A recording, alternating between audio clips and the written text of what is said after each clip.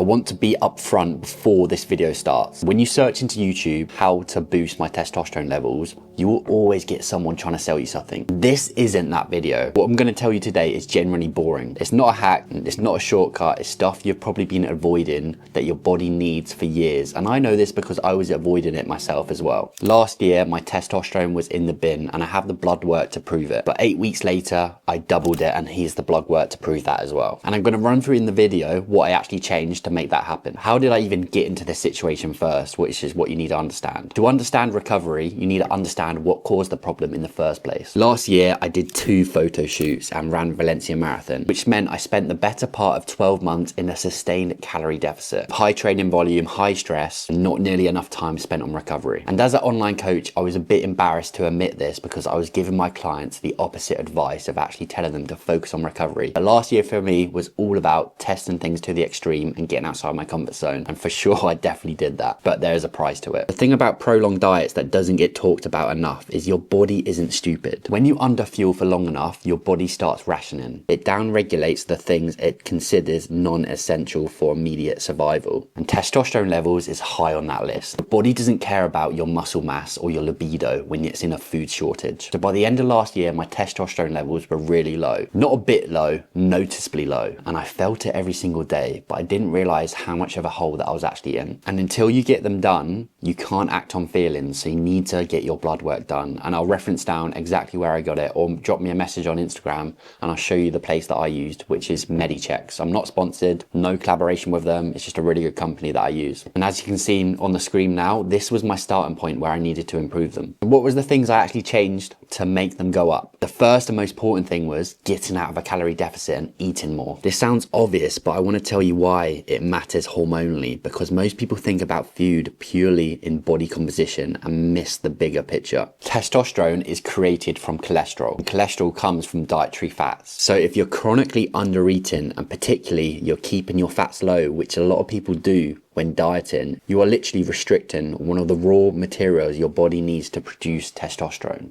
And I was doing that. So I increased my overall calories and really focused on increasing my dietary fats. So I did this by adding in more red meat, olive oil, fish, foods I've quietly been minimizing during the photo shoot prep, but at the time it was needed for the photo shoot prep goal. And don't get me wrong, I don't want to slate photo shoots within this because I'm a huge fan that everyone at least once should do a photo shoot in their life, because getting lean is awesome. You learn so much about yourself, you learn so much about the process, and it's a really cool opportunity.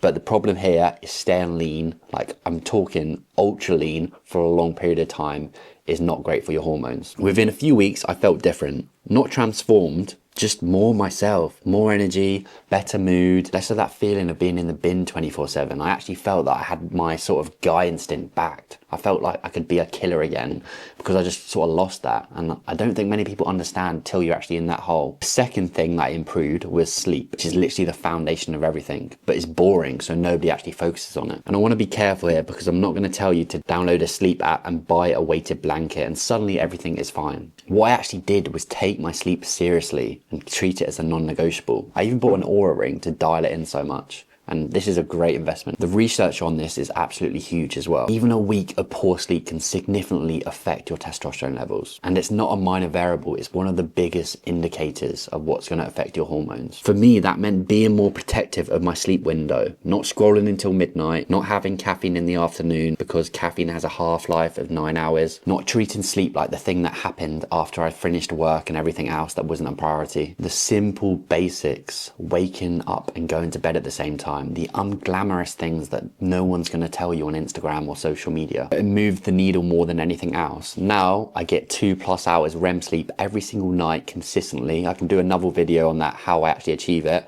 And I always get 90+ sleep scores pretty consistently. Now the third thing that I changed is managing stress and your nervous system. This is the one that took me the longest to take seriously, and it's probably the hardest one to actually measure. Cortisol and testosterone have an inverse relationship. When one goes up, the other comes down. So if you're chronically stressed, that is a problem because cortisol is what's released when you are stressed. It doesn't matter if you're chronically stressed, whether it's psychological, financial stress, the physical stress of training too hard with little recovery. If your cortisol stays elevated, that's going to tank your testosterone levels. And I was running high on all of the above, training hard, dieting hard, and a busy coaching business, not doing enough to recover or switch off from any of that. So what I actually changed wasn't anything drastic. I just got more focused about recovery, proper rest days, walks, time away from screens. This was probably my biggest one, not treating every hour of the day of downtime to be productive, because I'm a guy that wants to cram value and productivity into every single minute of my day.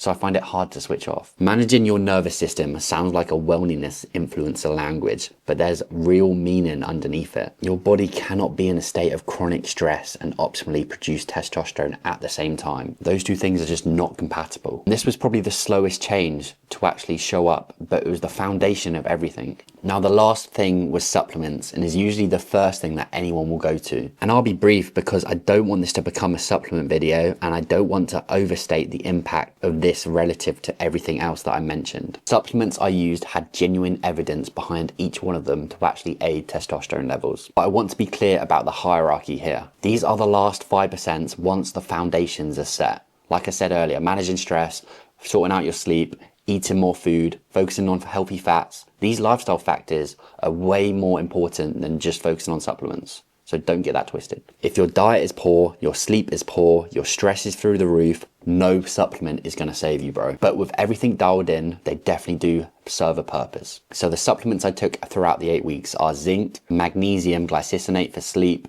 vitamin D, tonka alin, a multivitamin, and healthy fats in terms of omega-3. And I made sure they were all highly dosed supplements, not just the shit ones you can get from like MyProtein or something. But it's hard to tell you what exact one was the key driver here. Let's get it clear. Food first, sleep, managing stress, and then supplements are probably the last piece of the puzzle to focus on, bro. Right, so the actual data and the numbers. I got my first test done when I was deep in the hole, end of the diet last year, post-marathon, and basically running on empty. So as you can see, this was the baseline. My testosterone was 6.75 nanomole, which is not even in the scale, which is crazy.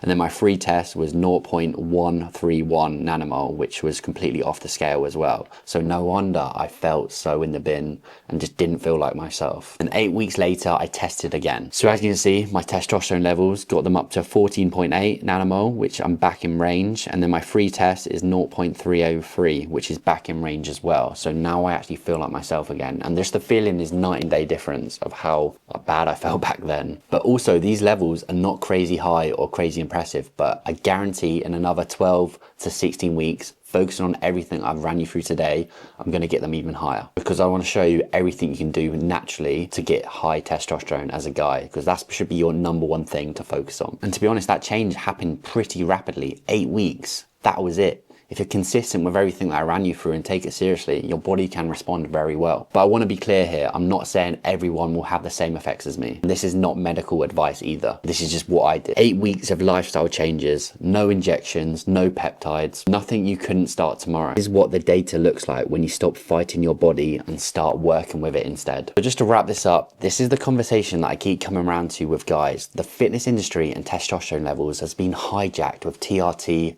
peptides, subscriptions, people trying to sell you something, and that the idea your hormones are broken and they're fixed by some sort of supplement. But that's not the case. For some people medically, that could be true. I'm not dismissing that. But for a lot of men, particularly men who train hard, diet aggressively, sleep poorly, and run themselves into the ground in the name of looking good, the issue isn't a medical one. It's a lifestyle one, and the solutions are boring. They're not sexy. They're not what people actually speak about. Eat enough, sleep properly, stop treating stress like it's a badge of honor. Give your body the conditions of trying to do what it's already trying to keep up with. That's it. That is this video.